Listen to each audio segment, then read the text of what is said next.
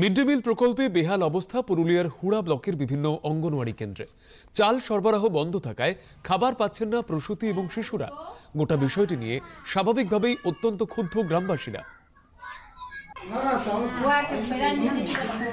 খাবার এখন বন্ধ আছে, তো খিচুড়ি এখন বন্ধ আছে আমাদের, তো সেই জন্য ছেলেগুলা এখানে খেলে বেড়াচ্ছে, দৌড়ে বেড়াচ্ছে। দিদিমণি কিছুক্ষণ আসছে, থাকছে, তো বাচ্চাগুলো থাকতে চাইছে না খিচুড়ির জন্য। খিচুড়ি হলে ওরা কিছুক্ষণ ওইটার মধ্যে টাইম দিতে পারে। এটাই সরকারের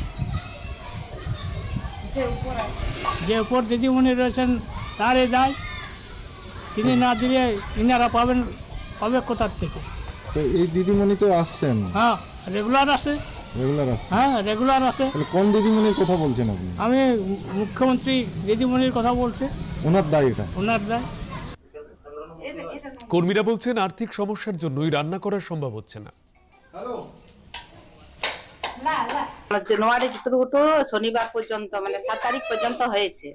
আর এই 238 নম্বর সেন্টার কেশাটার এটা সোমবারে হয়েছে, মঙ্গলবার থেকে না রান্না হয় নাই। খাবার চাল না থাকার জন্য আমরা পরিবার পুষ্টি আমরা বাচ্চাদেরকে দিতে পারছি না। বাচ্চারা আসে?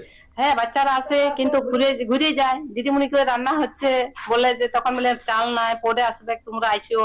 আমরা খাবার প্রতিদিন দিলেই ভালো লাগে, আমাদের খুব খারাপ লাগে না? আমাদের এই যে খাবার বন্ধ হয়েছে, আমাদের কি ভালো লাগছে? আমাদের যেটা কাজ সেটা যদি আমাদের প্রতিদিন করা হয় সেটাই আমাদের ভালো।